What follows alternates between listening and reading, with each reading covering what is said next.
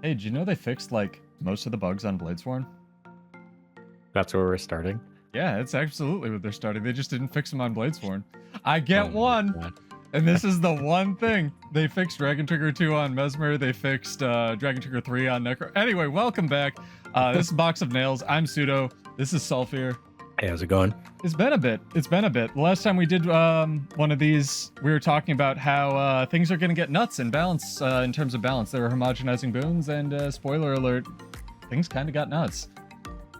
Was that really the last time that I was on this? I think so. God, that feels like a different game. That's crazy. It's been like a year and a half. SotO was just coming out. We were talking about the Wizard's Vault, I think. I don't know. It's been a bit. But That's crazy. yeah, so what have you been doing? You playing Guild Wars 2 again? Yeah, I'm still playing. I feel like this is a game I will never stop playing.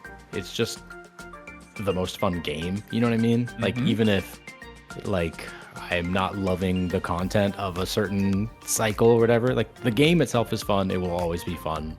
There's no way they can ruin the work that was done on the game's release, right? Well, even if the content, let's say, isn't 100% for you, because this is something that comes up a lot during my streams, is this game has like 9 different directions that it throws you in. You can go raid, you can fractal, you can PvP, you can world versus world, you can literally sit in Divinity's Reach and talk to people and RP, you can sit in the build editor and waste all of your time like I do. Like, there's so much to do in this game. And Absolutely.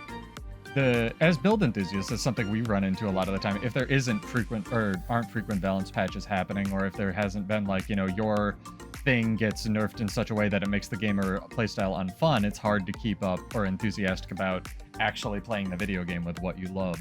But that's not the be all and end all, absolutely, like you said. Yeah, no. Well, I'm also not a one class guy like you know? Like, I'll play anything. Oh, that hurts. Oh, it hurts. Am I wrong? Yeah, you were playing Thief a lot in the other. I mean, I played a whole bunch of stuff when we were trying Harvest Temple. I rolled through, you know, I'll play whatever I need to. I just enjoy true. playing like Mesmer. You're a and warrior lover. Yeah, the thing with Warrior, and again, this is, hey, you brought it up. The thing with Warrior is it's just like the worst class to me. I don't know what's wrong with me. I do it in Borderlands. I do it in every game I play. I do it in like theory crafting and stuff. I just like making like things that aren't meant to be played a certain way play a certain way. And that's totally feel that. That's like where the theory crafting, it's not just an underdog thing. It's just like, okay, this thing, it's kind of like League of Legends. There's a berserker dude named Tryndamere, right? And he's all power damage, but he wasn't always. And people back in the day figured out that you could build magic on this dude and like one-shot people because his magic scaling was nuts. So there was this glorious like 1 month period where AP Tryndamere was not only good, it was like meta and broken in the like top tier elo, and that's the kind of shit I love, is just like finding insane crap like that. Because I guarantee if Warrior became playable or good in any capacity, like, you know, you brought up when I ended up in one of your PvP matches and you were like, I'm surprised you don't enjoy Spellbreaker more. And I was like, I do, but Spellbreaker is good. So it's like, no, I totally get that desire. Like, I feel like usually when I raid, I like to play the heal role. I just feel like it's more, I don't know if I feel this way anymore, but I felt this way before. Now that I've been doing it. Wait, okay, sorry. Derail. Go for it. I'm gonna re-rail. You asked what I've been up to in the game, and mainly what I've been doing for the past year or so is I've joined a raid clear speed static that, you know, is trying to continually improve our full clear speed. We're not that good, but it is very fun. But the aspiration is there, so you have a goal. Yeah, and yeah, we have a goal. Like, we've all cleared the content, you know, a million times. Like, it's not new anymore, but it's fun to approach it in new ways, new strats, that kind of stuff. So I've been doing that. I've been playing raids weekly, and whenever else I log in, I play PvP now. I was gonna say, you said you were playing a little bit more casually, and because the last time also that we, you know, the audience might have heard from him, or us, at least us together, was we were finishing up Harvest Temple, which was a marathon of a fight. Not so casual. Yeah, it definitely requires investment in time, if nothing else. And it's interesting that you brought up, like, you know, I said playing Guild Wars again, but you also sort of said you never really stopped. And this is another thing that comes up fairly frequently when I have this discussion, is Guild Wars 2, I think, has found its niche as the perfect drop in, drop out game because, again, if there's not content for you, you can back off and you don't have to grind like those WoW stats to be able to play the game. It's always it's very accessible. Absolutely. No, it's perfect as that. I think that's what the game has always been, and they've done a better job of leaning into that. I mean, you know, to varying success with different game modes, but like I like that they're owning that identity as an MMO. Yeah, I definitely agree that it's definitely the niche that either deliberately or accidentally Guild Wars 2 I think has fallen into, and I think that's really benefited it and going to continue benefiting it as people have grown up and don't have as much time to play video games or just don't want to go 110% on a particular fight or don't have time to at a certain point or interest. And it's for that reason I don't think Guild Wars 2 will ever be the #1 MMO. Like I don't think it has the potential. Nor would I want it to be honest. It doesn't have the potential to dethrone WoW like what does, but at the same time I think it's going to, and this is shown, like history has shown this, it has a lot more staying power than a lot of other things that have tried and failed. Yeah, absolutely. I mean, absolutely, right? Like I can think of so many dead MMOs. It's still going, still here. It's trucking along. Yeah, no, and I think their new release cadence is a really, like, that's what I mean by leaning into their model of drop in, drop out, right? Like, essentially, their new release cadence is, if you are a more casual player, log into Guild Wars for a week every 3 months, right? Mm-hmm. Or even if you're a veteran player and you're just like, hey, checking out the content, seeing if there's anything for you. But if you're more invested, right? Like, if you are playing the new weekly PvP tournament, or if you are raiding and pushing benchmarks and stuff like that, like, then there's always stuff for you to do because because the core game systems are so good, because the combat is so good, and when they iterate on that, like by adding spears or whatever the new combat system is, like, that keeps veteran and hardcore players engaged. Yeah, I think this is the right model for them. I think it's interesting that Guild Wars 2 almost accidentally at this point has like the best combat in any MMO. I mean, yeah, it's not even close as far as I'm concerned. It's an amazing combat system. We talk about it all the time, and it's just, if the game I feel like was designed, like if you were going to design the ultimate drop in, drop out game now, I don't feel like it would have that. Absolutely not. It's kind of interesting because I hear a lot of people from 14 where there isn't a lot of build variety, and we do. This is something I've championed forever, even before Arena sort of shifted their philosophy and it found its own as a game, and they started communicating a little bit better, which we can talk about. Guild Wars 2 actually does have a lot of build variety, even if a lot of the traits and the skills and the sigils just aren't good. Compared to something like 14, where I get a lot of people in my streams or in the guild that I'm recruiting, and they come over and they're like, this game is heaven compared to those MMOs for the amount of like not hating its players it gives you, like storage it gives you for free on characters, quality of life stuff, and then you see people complaining about like, I want more on the forums, and I think a little bit of perspective is always important, whatever it is in this game, because it really is an MMO that doesn't hate you. But yeah, well, it's funny you say that because I have been playing WoW on the side. WoW. That's a good transition. Yeah, and that is an MMO that does kind of hate you. It's your time.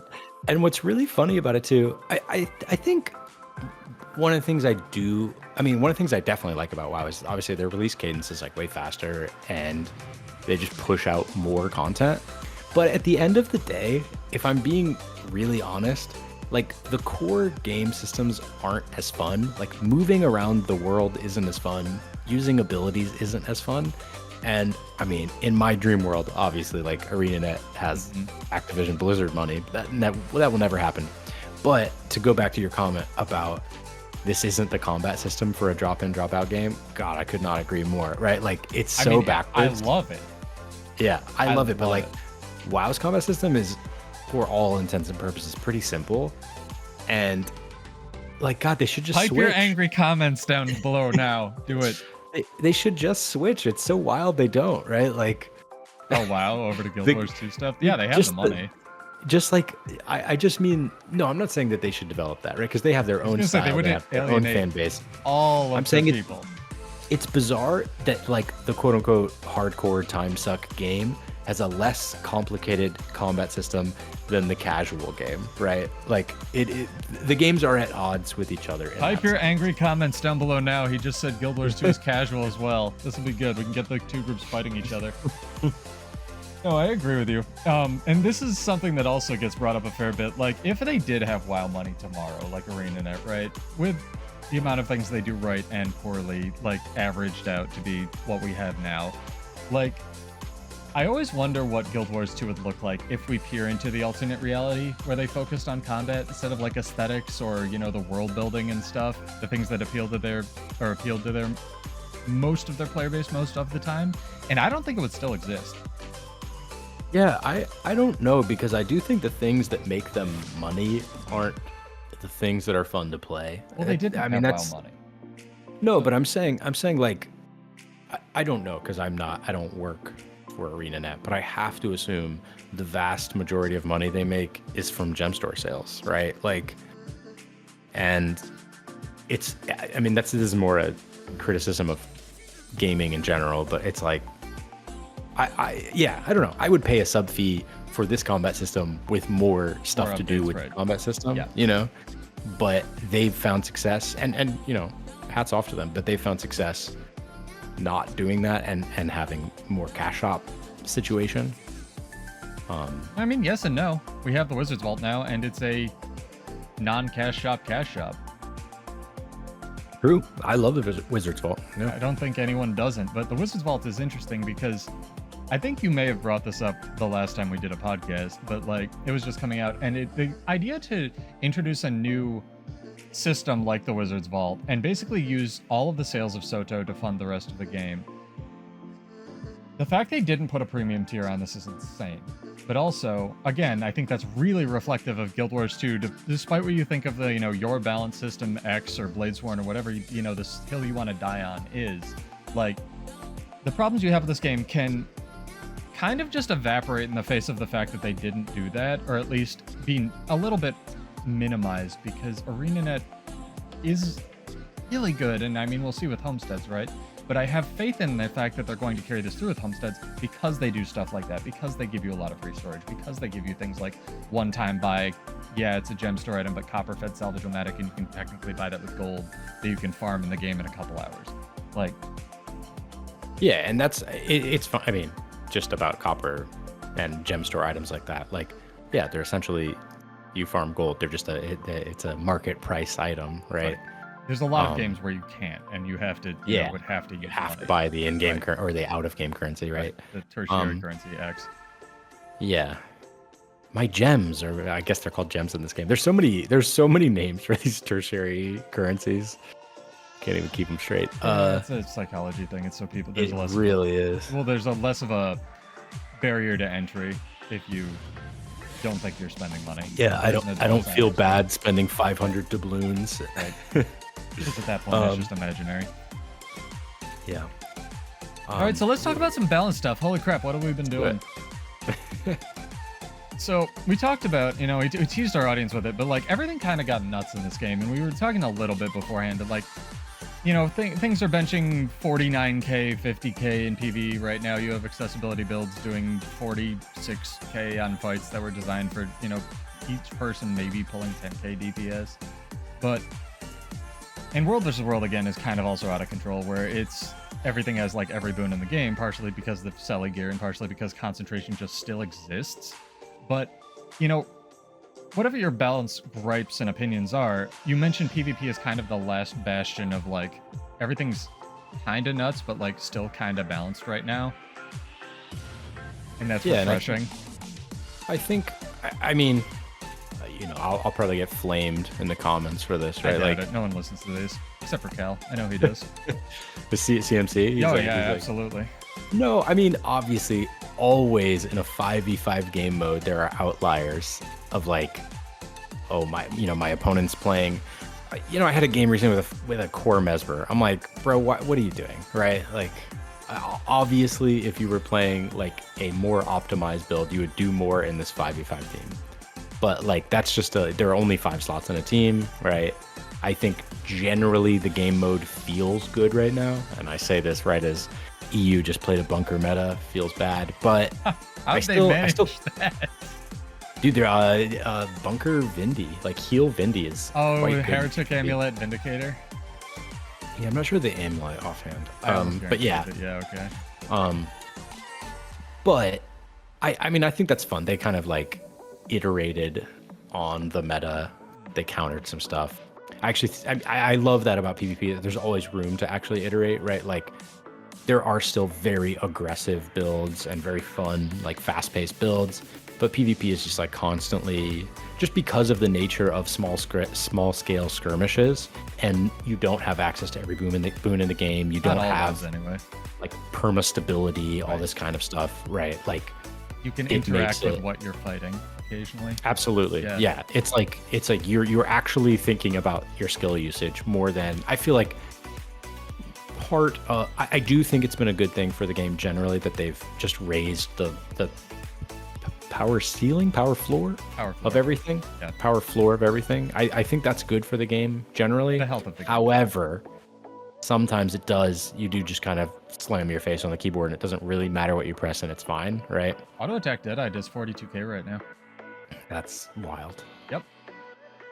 So I like that about PvP is that because it is endlessly an endlessly high skill ceiling, like, and you can like counter comp things. Like people will always iterate on it. Knowledge is also a part of the game still. Yeah, pretty cool. And your skills matter, right? Like, you used your block early, like, and wasted it. Right. Like you're gonna get punished for it, stuff like that, right? Hopefully. If balance is going according. I'm still not a huge fan. Like, even I will admit that Warrior is not an exception to this. Like, Spellbreaker is still obviously very good. That's part of the reason why Warrior doesn't get touched. But like, I don't like things like Infinite Dodge Vindicator or Infinite Dodge Thief or Infinite Dodge Mirage or Shieldmaster Warrior, where a lot of the time you're just spent not interact, or even like the thing that gives I don't know what the name of the trait is. I was looking at them last night. The thing that gives like basically permanent stability on Catalyst. I'm not a huge fan of those things in PvP when you just can't interact in a certain way with the class, especially with how much power budget they've leveraged onto evades recently. Well, that's an issue I think with the like role design in PvP. I don't know that that's an issue. I think that can be frustrating to play against if your build is not equipped. Like, okay, because we're talking about duelists here, right? Because the duelist in PvP, I mean, you could say Bunker Vindicator because it just dodges the point contested, but yes. Sure. But like the duelist role is designed to 1, take and win most 1v1s, and 2, survive 1v2s for long enough for a teammate to come support you, right? And I think that when you're playing in an organized match, that's great because you actually can consistently plus teammates and turn that one like endless 1v1 into a kill. Less fun in a random ranked match because it's just chaos, it's right? Chaos. No one knows how to rotate. It's whatever. Yeah, but when people do know how to rotate, I feel like playing that really the shines. game. Yeah, exactly. And most people don't like play Conquest. I mean, right? that can be said about any real competitive, competitive in quotes, competitive game, League, Counter-Strike, different things. It's not just ELO, like gold or silver or plat or anything. It's like different people play the game differently. And also, even if people are playing like they are in a plat match, because the other team, either a miracle happens, you could lose a match if they're not playing like a plat team and they're playing like a gold or a silver team where they just, are just literally going to the point and everyone else is picking fights and stuff. It's, if you have a brain, you should be winning it. But it's worth pointing out. I did. I mean, I'm not here to complain, but I am here to complain about one. Go for it. I like you said, I've been playing. I've been really enjoying playing Sword Dagger Thief again. Like it's a really kind of old school build that comes back whenever there are a lot of blocks in the meta. It's just fun, right? It's a fun build to play, and I've been Boon Rip. And it has Boon Rip. I mean, it counters like. Or it pluses Warriors and Vindies very well, right? That's part of the reason I think it's meta right now. Spellbreaker is very strong.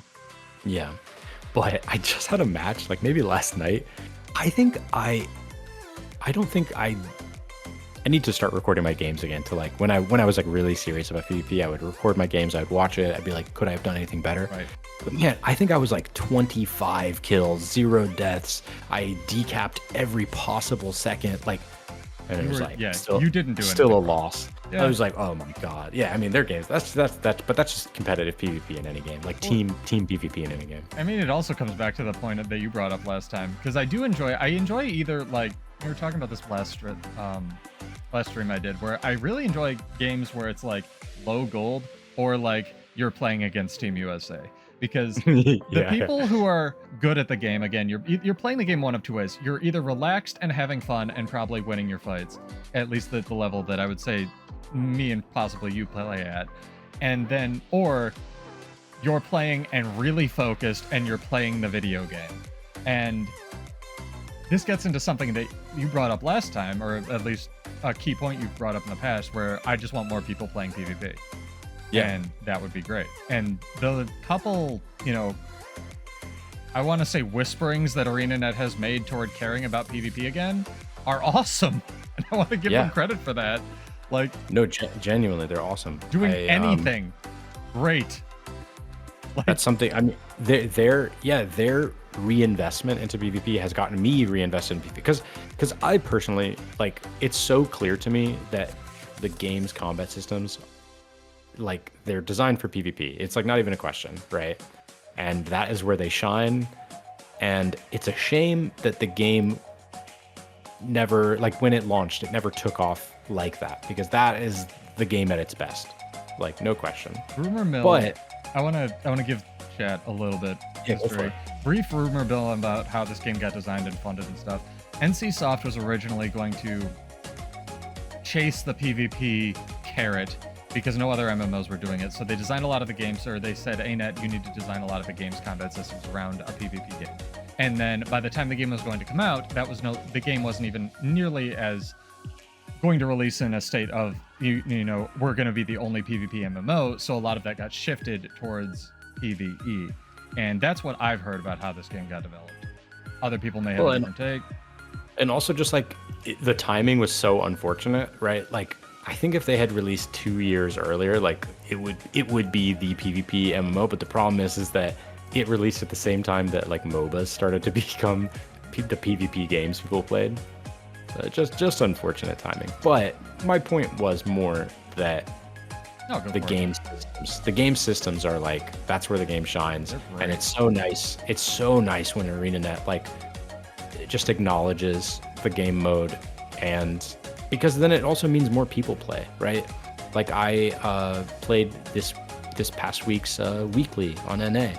It was very populated. There were a ton of people. It was just a random weekly, and it was actually quite competitive. Not for me, but for some of the people that played. This is a good point that you brought up. Like, we were talking again a little bit beforehand, and you played the monthly as well, and there were like 30 teams in that. And the lineup you got was not desirable, but, like, all of your matches you said were probably the least optimal matchups you could have had. They were either stomps or in one favor or the other. Deeply unfortunate. For reference, we had 6 matches. We got knocked out at the first, like, elimination match to Team USA, and of our 5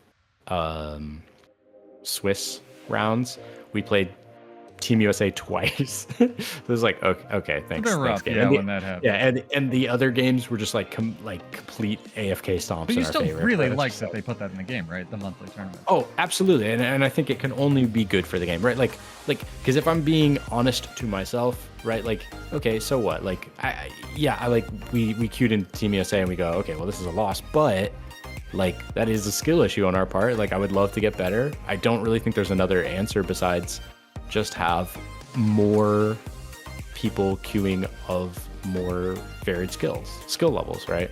Because then we get to have more close matches, right? But yes, I love that they put this in the game. It seems very active, and I see no downsides, really, right? No, it's an amazing, even we were talking about it, like, the attitude shift of ArenaNet that it reflects is staggering compared to what they used to. Again, I said before as a joke, do you remember Ice Fruit Saga? And I don't, because nothing happened. And that's partially true, because if you didn't know this game, they not only didn't really do much to game modes like PvP and World versus World for a very long time, they didn't communicate with us barely at all. Even for PvE or what's going on with the state of the game, even when they were releasing like the end of Living World Season 4. And the shift in ArenaNet, I think is really important to both criticize them for the things we'd like changed and also give them credit when they do something great, is like staggering, because to hear them acknowledge things like, okay, jumping puzzle parking exists, or gatekeeping in, you know, the US realm for PvP is a thing, so we're going to try to shift some of these times around, is such, like, it respects the community so much more, especially the people who like know what they're talking about and care about these things, you know what I mean? Yeah. Where it's just like, okay, we're at least going to acknowledge that these problems exist and not just like, you know, put our heads in our butts about this, like, even if we can't fix them. It's just, it's so refreshing to me. It's something I've wanted possibly forever. No, so transitioning into that, like, if you don't have anything else to say about PvP. I have so much more I could say, but I'm sure we'll circle back. True. What do you think about, like, have you touched the World versus World alliances at all? What have you, you know, your roaming matchups been more or less good? Have you been small group roaming or anything? So I am not a big World v World enjoyer, because every time I play it, I go, I'd rather just play PvP, right? More like I get frustrated by the. I think a lot of people have fun with the random nature of World v World, and I totally get that, right? It's chaotic. It can be anything. Like when you log in, you don't really know what to expect every time. I think that's a great game mode. It's just less for me. I get frustrated by like, oh, here I have a really good fight, and then suddenly I get killed by 40 people, right? Like, I personally don't enjoy that. However, I have with the guild that I've been still doing weekly. Continue. with the guild I've been doing weekly raid clears with, you know, after we clear or like someone's online, we might just go in and do like a small little havoc squad. Super fun. Yep. It's exactly what I personally want from World v World. I love that they've unlinked servers so that I can actually just, you know, play with your friends. whisper my friend and say, hey, do you want to just mess around a little bit? So it served me really well, but I'm not really a target World v World player. No, you are. I mean, we talk about how it's balanced around macros, but anybody who plays a game mode is a potential target for this stuff. It's crazy. For sure. And different people play the game mode differently. Again, I'm running from like 16 meg people right now, and I'm enjoying that. It's interesting. The only thing that I'm not a huge fan of, like I mentioned before, is the scoring. I think that punishing OCX servers for not playing at specific time zones when they're literally asleep is a little bit all right. But that again follows the philosophy of, hey, the game's not balanced around like micro engagements. It's balanced around the macro game mode as a whole. So again, I'm really happy to see ArenaNet try stuff, if nothing else, because they already backtracked on the server names. Like they tried new server names and then they were like, oh, everyone hates these. Yeah. They were in the game for like 2 weeks and they were really, really Gumby and weird. And I think they were all lore references. And then like a week and a half, like it was on a random day too, they were like, nah, change this back. Wait, what are they now? The old server names with a couple of the new ones. Like they all actually had a person read them. I mean, Moogaloo is probably the most egregious one, but it's like Domain of Torment, Hall of Judgment. I thought they were like silly for sure, but I was like, who cares? It doesn't matter. People like, care, and that's the thing. That's very funny. Oh, they stopped chasing me. All right. I guess if they care, yeah, then that's meaningful if you actually care. Yeah, I thought it was funny. And again, this gets back into the everybody cares about a different thing. It's the cosmetic war of Guild Wars 2, where a hat will come out and some people will love the hat design and some people will hate it. And that goes with features as well. Like, you know, I'll like a trash can of a spec. You know, even if Bladesworn was good, you probably wouldn't be playing it, right? Yeah. It's not the class fantasy you're looking for. I mean, and this is messed up to say, my favorite Bladesworn build is heal Bladesworn in PvE. Yeah. The only Bladesworn I actually like. Fun fact, it doesn't work anymore. What doesn't work about it? They took the regen off the auto attack, even though it still says that it's on the auto attack. I mean, it was always bad. It was always the worst healer, but it's fun. Like to your very early point, it's just sometimes fun to make something work. Something that is like, okay, I'm gonna do this insane thing. Yeah, but there's absolutely zero support abilities in your gun saver. Like, it's not a good build, but it is fun. Yeah.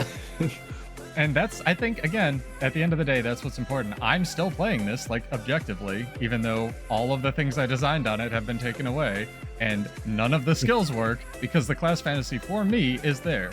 It's probably not going to be there for a lot of people, but I also don't think that's what's important, or that's what's, like, let's say, priority number 1. It can be priority number 2, and I'd like them to fix this occasionally, but, you know, I'm not going to base my life around it, even though That's also the nature of 36 elite specs, yeah, right? Yeah, it's crazy. And so here's another thing that I thought about. You know, we haven't talked about spears, and we probably should at some point, right? Yeah. Yeah. So spears are visually the most, like, visually ambitious thing that they keep calling it out they've ever done. I think that includes a lot of the elite specs. And the R team's killing it, absolutely. But also, I had this thought. You know, if they do make, like, elite specs for whatever comes after Janther Wilds, they're gonna be insane. Yeah. I don't know if you saw it, the tea time with the 2 devs. I did. I forget who the It was devs were. Cecil and CMC. Okay, yeah. I feel like one of the questions asked, I think Laura asked this question, was like, oh, are you ever considering adding UI elements, because, you know, these things are getting more complex, right? Like, so far UI elements have only been relegated to elite specs. They probably should be on weapons. And I feel like their answer was reasonably cagey, right? Like, they're not going to say, hey, we're working on that, but we can't announce it, or they can't say, we will never work on this, right? But my gut feeling is that there is some long-term UI plan. I hope so. I would be really surprised if there weren't. Because that would follow up with the fact that they actually hired a UX designer. My chat keeps mentioning that whenever I point out that the Bladesborn UI is still bugged. So it's probably for that. Interesting. Yeah. I would absolutely 100% go with that gut feeling, because she didn't specify. I don't remember. I'm asking you. Did she specify if you mean, like, just little boons or buffs, or you do mean, like, you know, the HUD glows green or something? Maybe not that, when you have, like, your spear ambush ready or something like that. Yeah, she didn't specify. She just asked, like, are you considering adding UI elements or spears, right? Like, that was all the question was. But I feel like the game has been in need of a UI or aspects of UI overhaul for an extremely long time, right? Like, it's definitely probably been on the list. Yeah. So I have a feeling that is coming. Probably not anytime soon. Like, maybe in a year for the next expansion, something like that, right? But I like, because your original question was, if they add elite specs, how crazy could the UI be? Something like that. Or even just the visuals, like, what are they gonna look like? I mean, you can turn all this knowledge stuff down, but imagine, you know, Tempest keep raising with the floor. Well, yeah, the new, like, UX or UI team working, or sorry, new effects team working on, like, Tempest overloads or something big like that, where they should be like this big calamitous casting animation or whatever. I mean, I don't think they're necessarily pigeonholed into making things bigger and bigger. No, I think that is. And you can turn it down. I'm just saying, like, it's going to look good, because this game looks good even 10 years absolutely. later. Yeah. The Ellie Spear in particular is just cool as hell. Yeah, it's something. I actually really, again, just because the 1 or 2 things that I was super jazzed about, you know, may or may not be good. I played Ellie Spear. I loved it. You know, I really, you know, spec'd out a Weaver build I was super jazzed about. I was working on a Catalyst build. I was just seeing how many stats, spoilers for a trivia night coming up, I could get on a Catalyst for a spear build. It's gonna be cool. There's definitely a lot of cool tech that goes into spears, not just like elementalist, but even, you know, the warrior now has this mechanic where they want to emphasize that they throw it hard, so it does more damage the first target it hits, which is better than, you know, again, I'm glad we waited to do this podcast until they put that post out, because I'm largely positive on the warrior changes. My biggest complaints, I think, were addressed. We'll see. But warrior spear, to me, felt like somebody who didn't play the class designed it. But I think it's more just that somebody had an idea for, like, the throwing hard mechanic in mind, and they didn't know how to implement it correctly for game modes. Because my biggest complaint with it was, it's got the dragon trigger problem, where it's a nightmare to play against based on your distance, where the animations are the same, but based on these arbitrary range thresholds for you and your opponent, the delay or when this hits or the power level or then even the number of targets varies. So there's no counterplay because your opponent is guessing based on arbitrary range thresholds, and they could be at 300, range or 301 range. And dude, me every time I play against one-shot berserker rifle in PvP. Oh my god. So am I, did I dodge the correct animation even if all the animations are the same? And they're changing it to just do more damage. And now my fear is, whether or not they'll just make that the base damage and scale down the regular damage. But again, it fits a lot better both for you and your opponent, even if a lot of these are technically nerfs. But we'll see again. It's like how all the dragon triggers have, they all have the same animation, but one literally has double the cast time as the other. So you don't know when to dodge. But it was supposed to be a nerf to that one skill.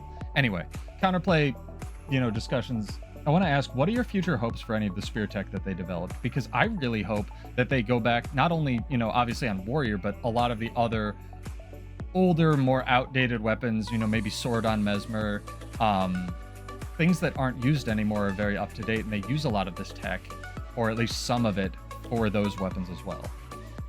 It's funny. I've seen the sentiment a lot where people are like, "Oh, can you go update old weapons?" And they have been, right?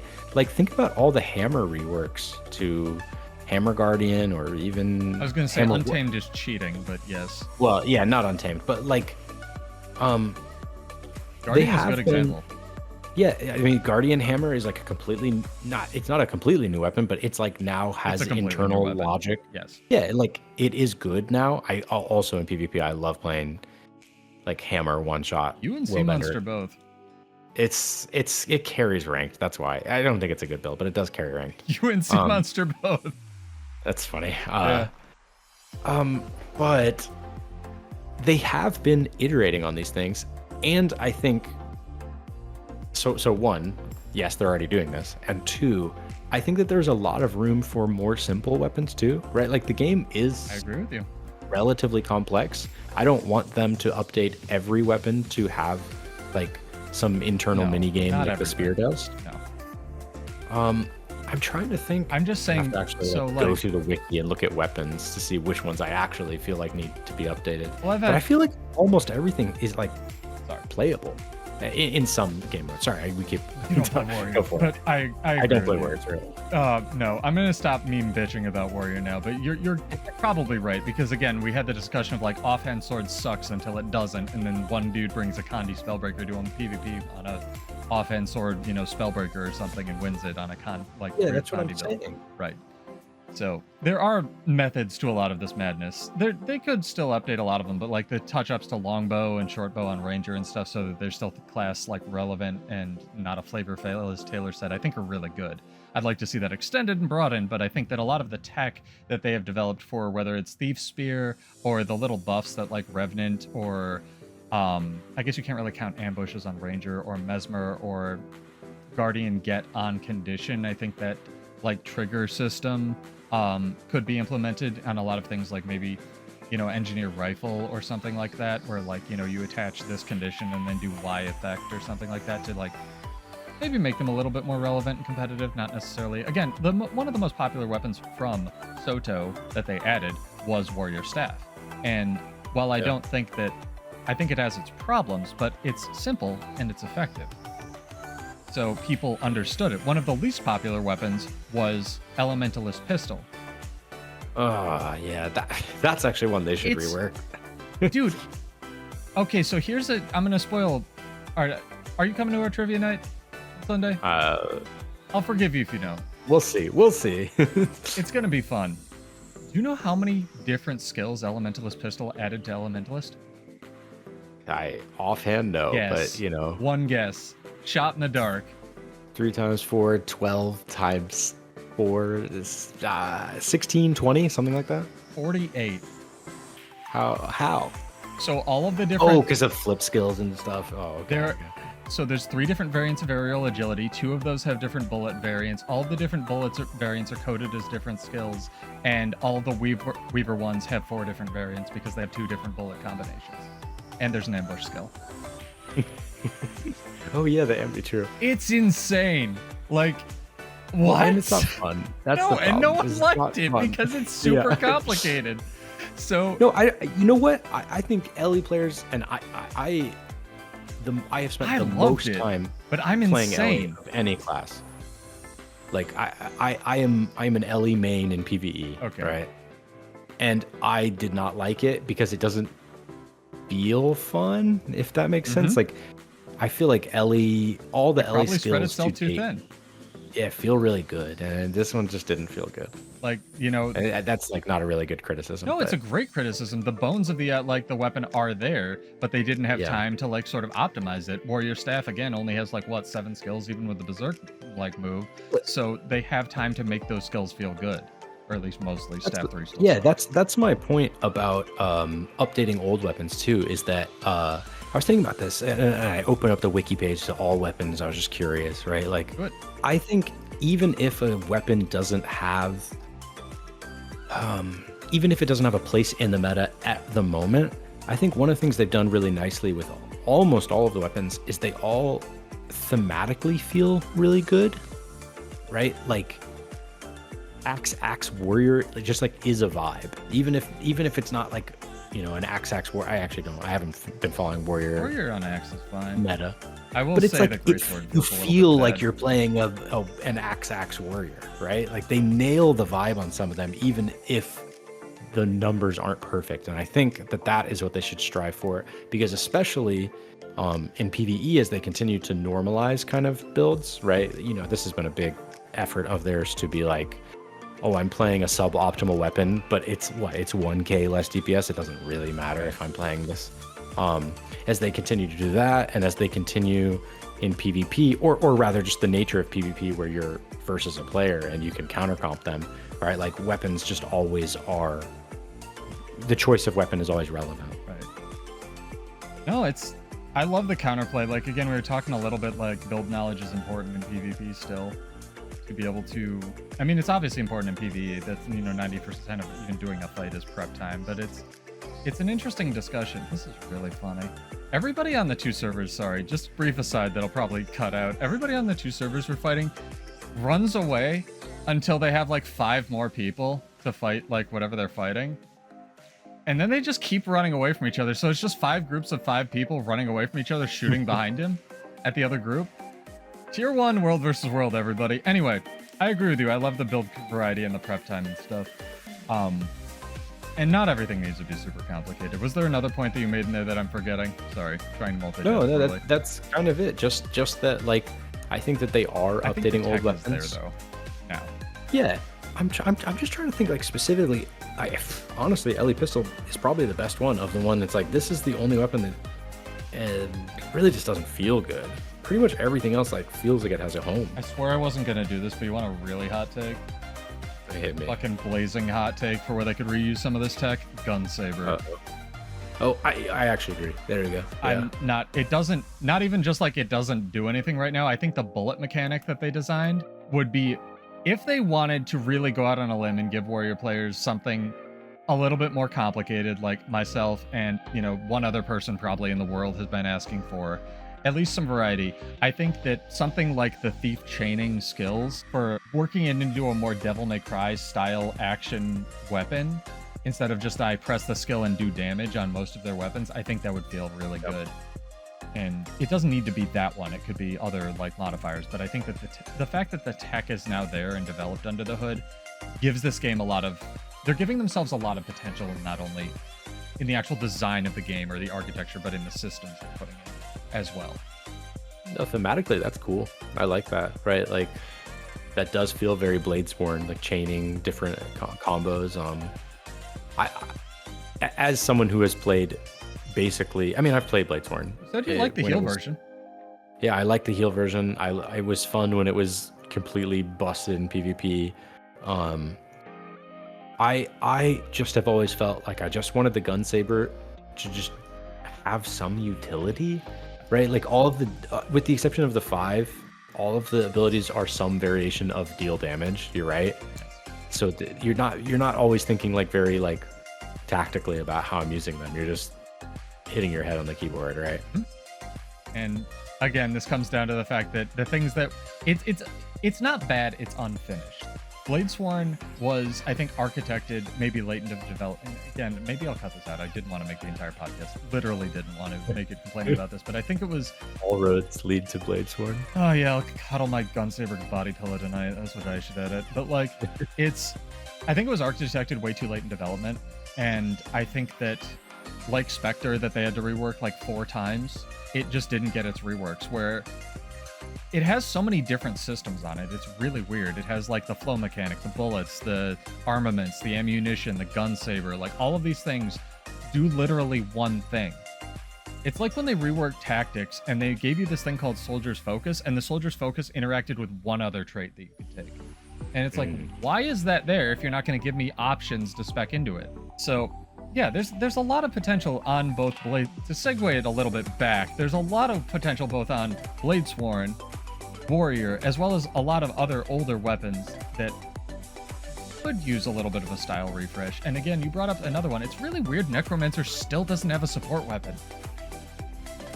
Yeah. So I think if we give Necro a support weapon, it's rework dagger. It'll just push it over the edge, man.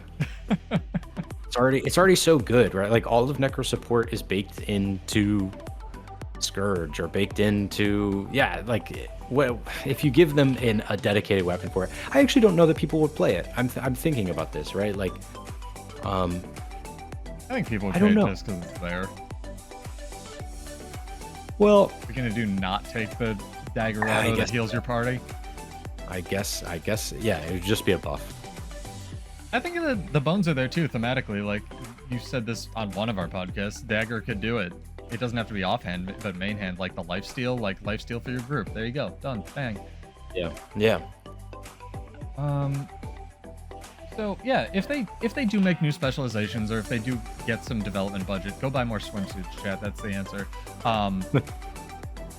No, like for real, I think they made more money with that one sale, and they knew they were going to do that than literally everything they've ever sold. But if they do get some more development budget to have a lot of the tech that they've been developing integrated onto the old classes, do you think that actually does anything for the staying power of the game? Because again, a lot of the reason that they keep releasing new weapons is because those sell expansions. We revamped and fixed all the bugs on the old systems doesn't sell a game. I would pay for it, but that's not going to sell the new people. Like, hey, we fixed our game doesn't headline an expansion. Yeah, that's a feature that appeals to people that log in every day. Right. And Arena isn't worried about those people. Arena is focused on people returning every year for the expansion or getting new players. Yeah, I don't think that that's a very good use of their resources. Well, I will say, limited as they are. I'm going to play a little counterpoint or devil's advocate to the point I sort of pigeonholed you into. I think the one armistice that can be found between this is the Wizard's Vault and things like that, where that's both, hey, we fixed our game, but it's also a new feature. And things like the UX design or the UI update, where you could, I think, frame it in a way where it doesn't suck both for your existing audience and for new people, right? Like, the Wizard's Vault is basically just a complicated update to the daily system, and if they said, hey, we updated our dailies, that wouldn't really sell anything. But hey, they put this whole player-friendly thing that made you want to come back and actually do your dailies or even log in for the 5 Astral Acclaim. That's great. That gives longevity to the game and its systems. So I totally agree. It would have to be something like new weapons, and here's a bunch of new content to use them in, or something. Something that would appeal to a lot of people. I actually hope that we don't get a new weapon soon. I feel like we're becoming almost a little oversaturated with weapons soon. I agree with you. So I hope that the next feature is something like, maybe the next feature is something that can utilize this, and like the next combat feature for the next expansion can be something that revitalizes old content but also is new, right? Like I don't know what that would be, right? I do. So I guess this, when SotO was coming out, that they were going to do this for whatever was after, and it turns out that's Janther Wilds. I think that if they do an elite spec for the weapons that came out with SotO, I think that would be fun, without the weapon. That would be sick, but at the same time, like, a core tenet of their new model is that, it has to be standalone. Well, standalone, yes, but I guess it could thematically just work. I don't know. Yeah, they could. I mean, they're also doing a thing where you just give old expansion stuff in the new expansion. They could just do that too. You'd be true. like, here's the SotO weapon plus an elite spec for it. Yeah. That was my guess from a marketing perspective, because especially how they were bundling things at the time and pricing it was okay, you can buy like Heart of Thorns and Path of Fire, or you can get like End of Dragons and kind of get Gliding and a Raptor, and to me that was like, okay, you can buy SotO or like SotO and the new thing to get like a complete elite spec because they were less expensive. But I don't know. It's a wild world we live in with game development. We'll see. They have announced that they are at least considering or planning out a new expansion. I'm sure they've already started working on it by now, after Janther Wilds. So gives me hope.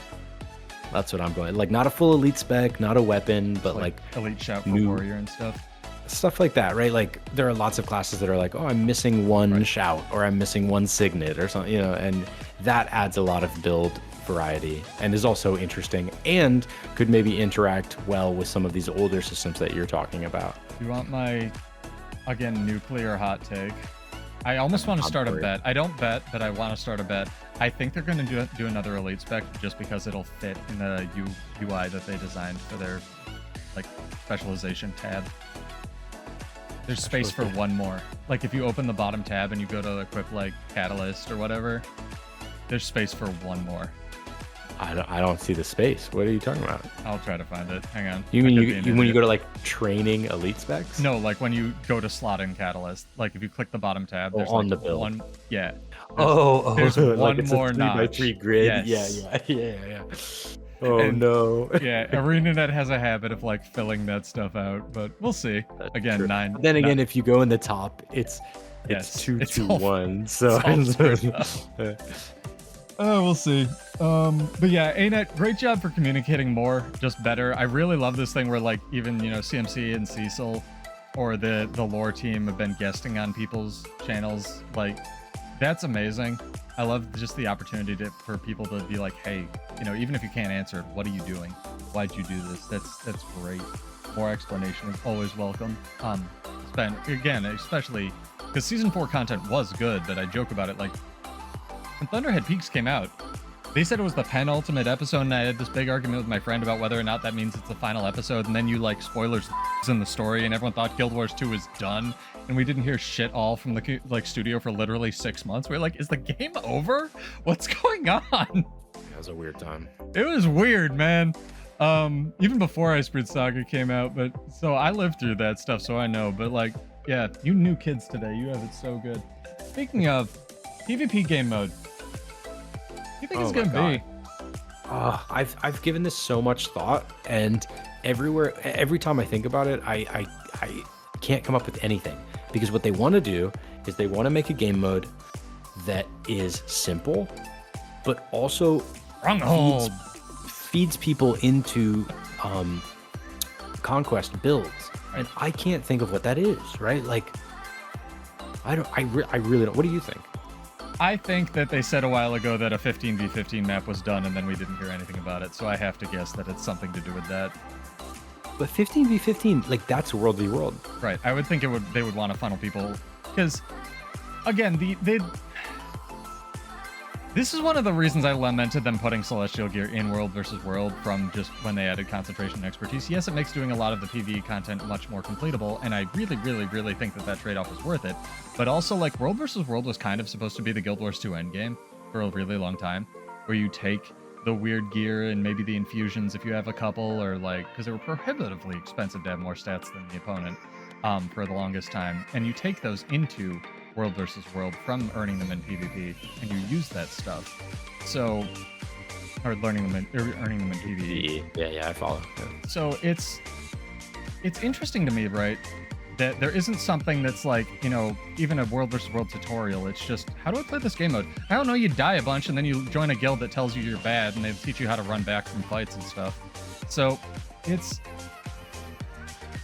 weird that, again, I'm glad they're doing stuff with World versus World, but there's no like tutorial for it or like interaction between game modes. And the one thing, aside from actual guild stuff, like aside from more tools to run guild events or guild panel options or whatever that we're going to call it, like that I've asked for more than anything else is cross game mode rewards.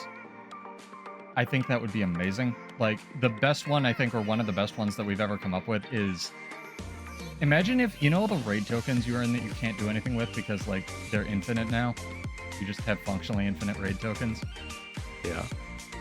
Imagine if those were, like, used for one-time use activators, so that you could, like, summon the linebacker from Doom or something. So that, as a PvE guild, you would have a reason to go back and not only help your Alliance World versus World guild, even if you turbo sucked at it like I do. Like, you suck at World versus World, but you're good at PvE, so you can contribute to that guild in some way. You can earn the tokens that are used for Tactivators by being a badass at raids, and then take those and throw them in your treasury, and then craft the Tactivators that your guild needs to be relevant in World versus World. You know, they've already done this, and it's called the Homestead system. No? Yeah. Also, okay, you said to me, what is the new PvP game mode? And then you said, I'll answer, and then you didn't at all answer. I just have Probably to call true. you I was fighting a revenant. I don't know. I said 15v15, right? Yeah, that is what you said. Yeah, I think it has to be 5v5. I think anything else doesn't make sense. I don't know if there's enough people to sustain a 15v15 game mode. I would level 1v1 league, like, no joke. That would devolve. Okay, so here's actual 1v1 league with no rewards. My actual nothing. issue though. 0. Well, they already have that, and it's called That's true, I guess. go to a private arena. That's fair enough.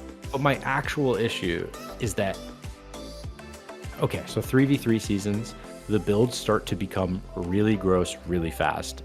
Yes, they do. And if you don't make a more okay, so obviously, like, this new game mode is meant to be more casual, more available to. Is it? That they've already said, like, openly, our goal with this is to be the feeder mode into Conquest. We no want people stats. Let's go. No stat. No, they were like, we want people to play this to be like, I understand how PvP combat works, and I want to get better. I don't believe you. Cite your sources after the stream. I'm really curious. I will. Yeah, they've talked about exactly this, where they're like, in the description. They want it to be the feeder mode, or to just get the PvP population higher, right? Like, have it be a simple game mode that gets the PvP population higher. Again. Yeah, but the problem is that if you have a game mode that's like deathmatch, you get builds that aren't remotely representative. Yeah, you get deathmatch builds, and so you need to come up with a simple game mode that incentivizes you to also play builds that would exist in Conquest. And I cannot for the life of me think of what that would be, right? Like, you want to have, like, roamers, you want to have a bunker, you want to have a duelist. Like, how do you incentivize people to learn these gameplay mechanics? And maybe they don't. Maybe they say, we just want you to get comfortable dodging and attacking people together and stuff like that. Maybe that's all their goal is. But I have just been racking my head, and I cannot think of a simpler because fundamentally, like, Conquest is simple. It just has an extremely high skill cap. I think it's just, like, really esoteric. Yeah. Like, rotating, once you know what to do, like go plus or stay on this point or whatever it is, it's fairly straightforward if you know how to rotate. But the fact that that's even in the game, when it's just like, okay, there's dude, kill the dude, usually in video games, is so unintuitive. But that's why I'm saying, like, the skill cap is extremely high, but it's actually pretty fundamental, right? Like, so how do you come up with a game mode that sort of teaches this, but also just incentivizes, if I smash my head and fight things, it's still good, right? Or at like, least you want people to be something. Yeah, I cannot for the life of me. Like, I think a lot of people have been saying capture the flag, but also capture the flag in GuildWars2 would suck, right? I got an idea. Yeah, go for it. I got an idea. 8 seconds of thought. I got an idea. You remember that really? I thought it was great because I'm amazing at everything. You remember the one time I described, like, my idea for a PvP match, and I literally dreamed this and then woke up and was sad it wasn't in the game. I had this idea for, like, a PvP map where it's 3 points and they're of varying distance away from each other, right? Like, one point is just demonstrably further than the rest, and they're in an L shape, right? So it's literally the capital letter L. One is, like, over there, one is not, and one is along the bottom. And as the map goes on, the points sink into the water, so, like, and they become uncappable. So you're saying I'm saying something that but it's King of the Hill. Well, you know how, like, League of Legends, right, where there's lanes?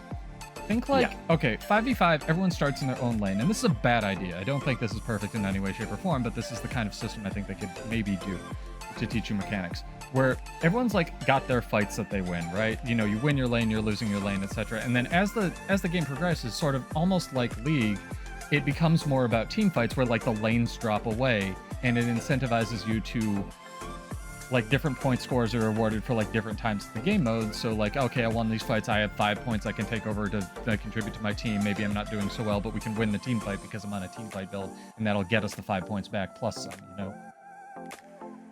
Okay, but wait, what you've described sounds really cool, but also sounds more complicated than their stated goal, which is why I think in execution it wouldn't be too hard. Because you basically just start in lanes, and then the lanes go away, and then it becomes about winning team fights. Because originally it was about winning your fights, your 1v1s or whatever it is, and then it becomes about like, okay, everyone's together, and now we can contest their castle or whatever. Maybe which not. Which is sort of Stronghold in a weird way. Stronghold has a lot more problems. That's a UNC Monster podcast where he's got ideas how to fix it, but... I think they just delete it. That's my He's got really simple, really good ideas on how they could fix it, actually. Don't knock it until you hear him out. It's impressive. Yeah. I'm not such a Stronghold enjoyer. I haven't given it much thought. I think he just likes that it exists personally, but something like that where it's like, okay, it's not egregious to go back and like, you know, there's not a tutorial pop-up that you have to sit through basically where it's like, okay, I'm auto-attacking in this match and I jump and I prove I can dodge an attack and now I can fight you. But just like something that organically incentivizes those things in a way that is fun. Also, another third, probably final blazing hot take of the night. If jump dodging is going to be allowed in this game, it should be in the menu, the macro. You should be able to map that through the GuildWars2 interface because it is demonstrably better than everything else you can do in PvP, and I don't know why it's not there. I can't stand that that's the one macro that they've come out and been like, yeah, we're okay with this. Oh, have they said that? Yeah, but it's for Super Adventure Box, not PvP, but also because PvP exists, it's like tangentially condoning it. But you know, how do you know they don't just jump dodge perfectly every time? I mean, maybe, yeah, it's true, it's fair. It's a good point. I just think that people are so used to playing with it, they just don't turn it off, because why would you? I mean, there's keyboards that'll let you cheat in CSGO now. There's bigger fish to fry. But I think that, I don't know. I got to see this post that ArenaNet did for this new game mode. It's I don't know that it was it might have been I know it in was that like there was like blog one post. screenshot where they were like, we're thinking of doing a new PvP. We got super into the beats with this. It's okay though, it's fun. I mean, personally, it's the thing I'm with the exception of Wing 8, it's the thing I'm most excited for in Janther Wilds. Here's a great question. What are you most excited for Janther Wilds? Well, I would just said, but the PvP mode for sure. Yeah, Wing 8. And Wing 8. Like, what excites you about Wing 8? What excites you about PvP? Like the fact that I've been playing. Okay, so raids just in MMOs are a really great way. Yeah, to like hang out with people, to have a shared goal, and something I really like about Guild Wars is, this isn't true of the LCM content, but of most content in the game, is that it is relatively simple, but with a ton of room for skill expression. You know, like a classic, like a Super Mario 64, where you're like, oh, you can just play it normally, and it's really fun. Or I can cut my hand off and play in a bucket of spiders. Yeah, and you can just like, you could like, oh, you did this in 2 hours. I did this in 30 seconds. Or Tyson Sorlo Deimos or something. It's cool. I think that's the mark of a game that people love, right? When people are doing that. But Wing 8 is really hype for me because I've been playing with this group that is hype about it, and it's the raid content is just fun. I mean, I'm a little nervous. I'm optimistic, but I'm a little nervous given some of the most recent encounter design. But if they make like more raid style encounter design, more classic raid style encounter design. Oh, I'm excited for that. We're doing again the series that I have coming up. Hopefully I'm gonna kick off with Silhouette is what do you enjoy doing most in GuildWars2? And he's threatened / promised to take me through some raids and fractals, which I haven't done. Like I've done most of them, but I haven't done them in forever. And I'm really hoping he decides like has an aneurysm when we try to do Lonely Tower. Because I'm looking forward to, I've done it once, and I'm looking forward to seeing like how bad it is really. Like I think it's overblown how bad it is, but it's certainly not good, right? Like I did it and I was like, cool. I probably won't do this again. Harvest Temple right? CM. Like, yeah, I actually have done Harvest Temple CM again. I actually really enjoyed it, but I got bored of the frog, and this is no slight to our raid, but like when I felt like I was past the point. It's a slog, but I did enjoy the fight. I think the fight was one of the best fights they've ever made. So if Wing 8 has more great fights, like I'm all about it. If Wing 8 is Lonely Tower ×3, we're in trouble, right? But we'll see. I don't think the base version will be. I think there's no way, right? It's coming out 3 months after for a reason. I think they'll actually have people working on it and testing it and stuff. PvP, you're excited just for spears and more people playing the game mode? Yeah, I'm gonna guess. Anything else? I mean, the new game mode, right? Like, I think there's a world in which... Did they say that's releasing with Janthir? Or that they're working on it? Yeah, they're working on it. It'll come out in some unspecified patch, from my understanding. I could be wrong, but it's definitely not coming out on release. But if it does, it'd be a real surprise. I think they're like, I think it'll be like alliances where they're like, we're gonna have a beta for it here, but it realistically might launch for real like in the next expansion, something like that, right? 80 years later. Yeah, but it's you were talking about gatekeeping PvP. There is functionally no world in which I ever I enjoy competing in the monthly and weeklies on NA. There's basically no world in which I ever have a shot at being competitive at it. So I wouldn't be mad, and I also feel like for anyone who doesn't know me, like I did ESL like back in the day and Heart of Thorns when people were like, oh, this could be a real PvP game. I wasn't good at it, but the scene was really alive and there were lots of teams and it was fun. And I feel like those days are kind of behind me and the game in general. So if the new game mode is just fun enough that it's the type of thing where I want to log in every day and play it just for the sake of playing it, I would love that. Like, I really hope that they focus on the fun. Yeah, I wouldn't drop Conquest entirely probably because I love Conquest, but like if it's a great game mode, like I super welcome that, and it doesn't need to be hyper competitive. And yeah, I'm just super. That's probably the thing I'm looking forward to the most.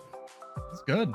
It's great to have variety and stuff of people, like different things that people want, because the fun is, again, everything is different, has different fun levels of relevance to different people. I enjoy sitting in the build editor and min-maxing stats, but I understand most people want to claw their eyes out doing that. So it's refreshing to hear someone go, hey, I'm really looking forward to the potential of PvP. It's like when I say I'm really looking forward to, I haven't given up on this combat system, because the things that they release, whether it's Warrior Staff or Warrior Spear or NG Shortbow or whatever it is, whatever thing X sucks now, it has the potential to be good, or at least didn't have the potential to suck. And I think that ArenaNet recently, especially with how they sort of reacted to the Warrior Spear feedback and a lot of stuff like that, where the biggest issue I, myself at least, had with it was it wasn't, like I brought up, wasn't fun for your opponent to counterplay. They seem to have removed that, and hopefully it's just more damage now to still emphasize the core mechanic that, the idea of it that they were going for. It's like how if, I don't know what a bad example is, but Chronomancer, like you could continuum split originally, I don't know, other people or something, and they took that idea and moved it onto you instead, because continuum splitting an opponent is not really useful for you, and also it's a nightmare for your opponent to try to counterplay or something like that. But the idea of the class is still there, so I'm really happy to see them be able to execute on their vision, hopefully, and also preserve the fun. But we'll see. Absolutely. Cautiously optimistic is the theme of the channel. Yeah.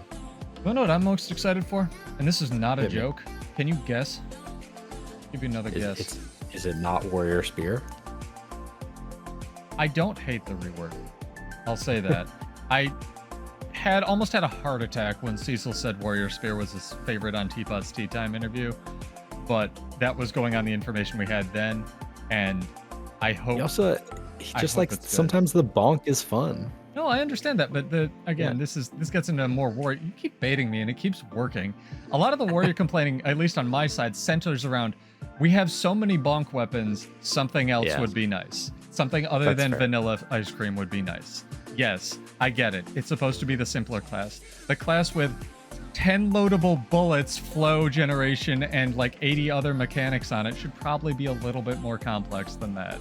Or at least have some utility. Anyway, the point I was getting to, hopefully... do you want a serious guess, or you want to go with Warrior Spear? Because I'm... unironically. I think I wouldn't be surprised if you said homesteads. Sea Monster is things as homesteads. He's literally milking me for money, finishing up the crafting for homesteads right now. But what I am genuinely most excited for with the release of Janther Wilds is more frequent balance patches. Because whenever they release an expansion or there's a content drop or anything else like that, and we were a little bit spoiled. I pointed this out at the time where they were small, but we got like 3 balance patches literally within a month of each other in a row. So everyone's like, at least in the balance community, kind of freaking out, being like, where's the pre-Janther Wilds balance patch, dude? And we're in that glorious, like, 3 to 6 months of time where they can sort of take a breath and maybe fix some of the overperforming weapons or underperforming stuff. And they need to push something through. I love that period of time playing Guild Wars 2 because it's like, oh, they added this insane thing that no one else would ever... They buffed tactics, or they added, like, you know, the ability for Elementalist, the arcane wave thing now moves you or something as a movement skill. Just insane crap, and I really, again, look forward to the times when we get more frequent, creative balance patches that have more development budget that can go into them, because I really enjoy that. Not just on Warrior, obviously, but, like, I was gearing out on Mesmer before this. I was really excited for Mesmer Spear. I was like, okay, what can I, not even just on Mirage, but like, what can I do on like Chronomancer with Omni slash stuff? And then of course they changed that. But it's like, I get really excited when I get new toys to play with, whether it's Spear on Warrior or Spear on Ellie or whatever it is. Just as that theory crafter. So more of that, please. Yes. I mean, I think for players like you and myself who are longtime players, who log in mostly every day. Some of them. I think that balance patches are probably the biggest content that the game has to offer, right? Like anything that changes the way the combat plays is the biggest change to the game. The funny part is, most people, again, circling back to one of the first points we brought up about this not being a combat MMO, but having like the best system for it, most people don't notice. Yeah, that's probably true. Isn't that crazy? Like, balance patch notes. Oh, I gotta read that. It dropped 5 minutes ago. Somebody's written an impassioned post on Reddit about how Vindicator sucks now or something. Like, that's the kind of shit, even if it's not justified, I get really into, because it's like, okay, people are, whether it's sunk cost fallacy, you played a bunch of Vindicator and it got nerfed, or you played a bunch of Thief and it, you know, there's a write-up that I pointed out on Reddit that's by a Snowcrows dude where Ranger's getting this buff that should have been applied to Thief like years ago to do their ambush attacks, where it like makes, at least in PvE, like the rotations way more forgivable. And, you know, taking the emotion out of it, there's a lot of good points in there. Like when I do a huge Bladesworn write-up, like try to take the emotion, I thought I did a pretty good job personally, but try to take the emotion out of it. I really enjoy reading those posts, whether it's about like, you know, the Willbender guy or the Thief guy or the Bladesworn guy, of like, okay, here's a buttload of knowledge that's now being filtered through. I'm mad that they just nerfed this one ancillary thing that no one would give a shit about on my class. Not so much for the reading the passion about it, or the impassionedness about it and the, like, you know, vitriol, but like just enjoying the knowledge dumps that happen with like balance patches and stuff. The theory crafting is so cool to me. That's funny because those are all of your posts on the forums and on Reddit are that exact. I am very civil, thank you very much. No, I didn't say you weren't civil, but it's like, it's a knowledge dump about like some very niche mechanic that they've changed. Right? I mean, like, some people enjoy it. I gotta do. I can't keep this in my brain. I'm not saying that they don't. I'm saying it's fun. It's clear that you do enjoy it because that's what you put out as well. I think I have. Okay, I have one video coming. That's how I made all my money in Guild Wars 2. So you can look forward to that. It's something different. But I mean, the channel's called Guild Wars 2 for a reason, right? Yeah, not a criticism. All right. So I got one more question. We can wrap this out. Do you think, with the roadmap they've announced, and I've already closed it and forgotten it, but we're excited for certain things in Janther Wilds, whether it's balance patches, whether it's raids, whether it's, you know, I don't know, new ways to RP in Divinity's Reach. I gotta stop picking on Divinity's Reach. But we're excited for stuff in this expansion. It looks like a good expansion. Hopefully they're doing their best to not put a hat on a hat. Do you think that this will add staying power for you? I think the simple inclusion of Wing 8 is just an automatic yes, right? Like, I'm part of a group that's doing Wings 1 through 7 in 2 hours. Like, I think the goal will be to add Wing 8 into that 2 hours, right? So good. Yeah, we don't totally suck. We're not great, but we're not bad. Yeah, so I think just adding Wing 8 adds replayability for sure. It adds stuff to the daily and or weekly routine, and LCMs to that, like add aspirational content, which I think is always good for an MMO. I think for the average player, because the average player doesn't play raids, and that's okay. Yeah, which is totally fine. I think it's a question of, are the open world metas going to be good and fun? Because I think that was a place they really dropped the ball in SotO. And I really hope they don't again. But I think they must be good because of their philosophy. This philosophy where kind of the same development is going into raids, open world, convergences, LCM, all at the same time, and they're all like varying levels of difficulty. They're essentially. You mean legendary challenge mode? You gonna try it this time? If it's reasonable, I will. Godspeed, dude. But I think they'll be better, the open world meta. So I think if those become part of the daily or sometime routine, I think that's great. That's fun. The first map doesn't have a meta in it. Yeah. People are genuinely really excited about that. Where it's just like a map you can exist in. I'm always a fan. I just want the content to be good. And if they've said this is best without a meta, that's subjective. And I'm all for it.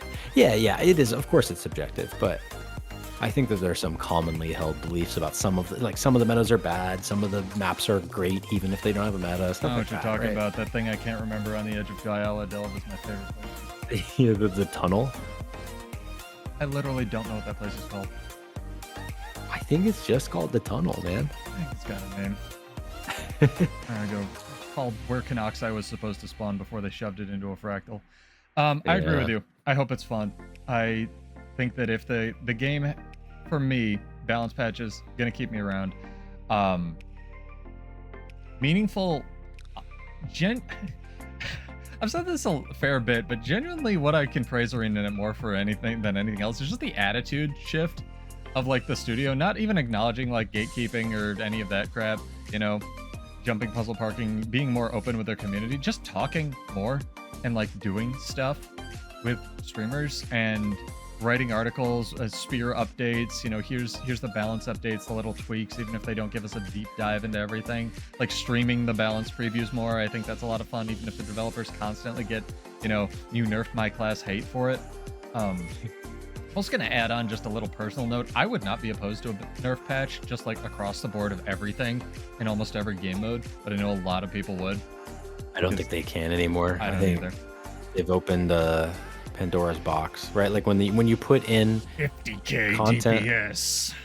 Yeah, when you put in legendary Seraph and HTCM, if you nerf things so that those become harder to do over time, that just feels really bad. I feel like we are only going to see power creep for the rest of the game's life.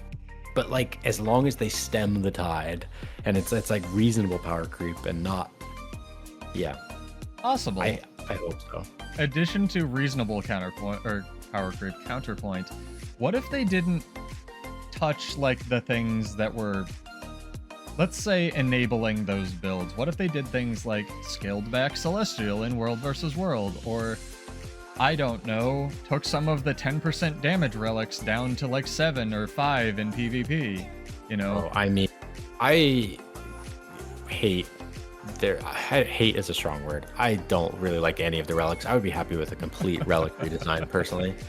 I said it at the time, and the biggest issue with the relic and the homogenization of boons thing, as far as like, make warrior do alacrity because reasons, it's the biggest problem is going to be their balance cadence holding them back. And I don't hate relics personally. Sorry, I cut you off, but I just hate the inability to buff or nerf certain classes or relics to make everything viable or everything fun.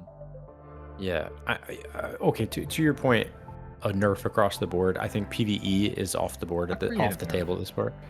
Yeah. I just don't see how you do it without really like okay, because like MMOs classically function on this concept of like old content becomes easier over time, new content is the pinnacle, right? And I think Guild Wars has slowly followed this model. I think they were really hesitant to for many years, but I think now that is the model they're following. And I think if you make old content harder, that really rubs people the wrong way.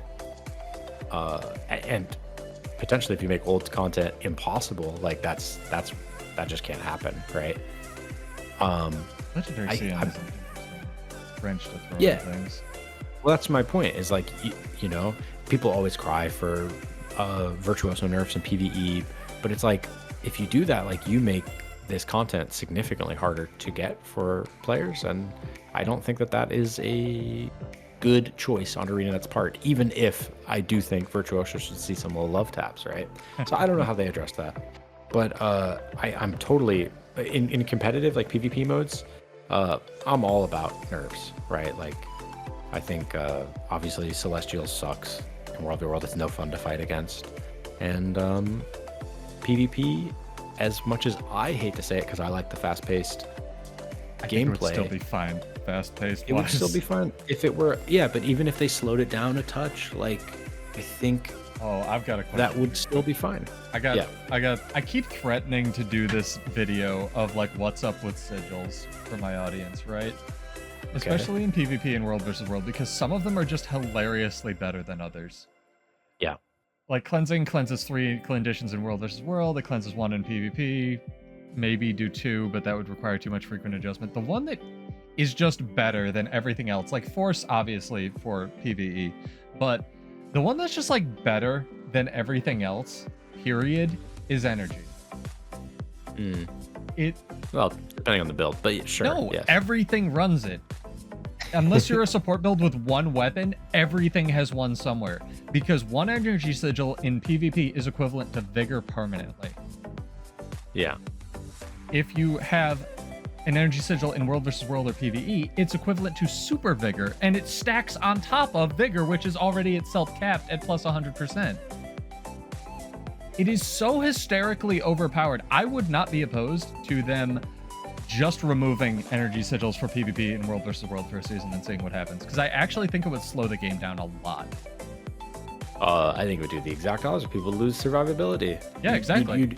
Because there are already builds that don't run time energy. Dead. It would slow the game down. No, I mean, that speeds the game serious. up. Like more time, more killing potential speeds PvP up. I don't know about that, but I guess you know better than I do. The faster you kill someone, the more you can convert that into points on the map. Right. So it's like, and if you have a game where just everyone on every side is like dying very fast, that's just a clown fiesta, right? That's not even, like, really even a game. I guess I looked at it more in terms of if you make the glassy builds that have infinite, because everything does. I was talking about this with Seamonster a fair bit, and everything just has infinite, like, you run basically berserker stats on everything, and then you run very defensive utilities to be able to block, dodge, or evade, where until either you or the opponent run out or cut first. And the way I was looking at it was, if you remove some of that across the board from everybody, then the potential to run those glassy builds goes down, because you need somebody living somewhere on your map to be able to contest something, like as a macro game mode. So yeah, but that's not how it works in practice, right? Because like how it would work in practice is, let's say you have a 2v2, and so because no more energy sigil, like one of the teams on the 2v2 has 1 less dodge, you kill that person faster, you wipe the 2v2, you've won it, and now while those people are on respawn, you get to +1 another fight, and so then that fight ends faster, and it just turns into a faster snowball, right? Like surviving longer. I think if your goal is to slow the game down, you need to remove damage, not remove dodges, right? You need to remove. I don't know specifically what I would do. Even with that berserker amulet, it'd also be hectic. If they removed berserker amulet, I think the game would die. It's so necessary. It's other stuff. Yeah, but like basically every meta, I don't know, not every, because obviously you run carrion or you run rabbit or something like that. Is it called rabbit anymore? Yeah, rabbit. You would turn into a colony meta. But yeah. You would turn into a colony meta and it would suck. I think power builds keep the meta fun, personally. That's fair. I mean, I just wanted to float the idea by you because it's something I've been wanting to discuss, at least because I play Mirage. I know you made the joke that I'm a one note person now, but like I played more Mirage than I probably ever have or will play Warrior, believe it or not. And I know how integral to that class's specific balance energy sigils are, and I still think it would be a really interesting experiment to just yoink them for a season. Well, but, you know, the new game mode, whatever it is, that is the perfect place to throw silly rules in, right? Because it's less competitive. You can say, oh, for this season, like everyone, you only take avatar amulet builds, or there are no more relics. I don't know. Like you can do goofy things and have that be fun. Relics are another discussion that's interesting. That's fair. I think I was looking at relics and I was like, because you were saying, oh, remove energy, that slows the game down. I think removing offensive relics would slow the game down more. Yeah, because that's a lot of damage is in those. Fireworks was a weird choice. Anyway, I'm stoked for Janther Wilds. I really am. Thank you for doing this. We went way over time. I appreciate it. Thanks for having me. I'll have to edit this down and pout out all the Bladesworn and Maguma complaining. But do you have any final thoughts going into Janther Wilds other than it's going to be fun? Try PvP. It's not that bad. No, that is my my mission statement right there. Yeah, fair enough. Tip your waiters, hug your wife, hopefully not both. And then I am SotO. This has been fun. This has been another Box of Nails podcast. Hopefully we'll do more of these as the expansion rolls out with other people and whatnot. But this is Sulfir, and I'll see you in Tyria. Cheers. Peace out, guys. Thanks for having me, man.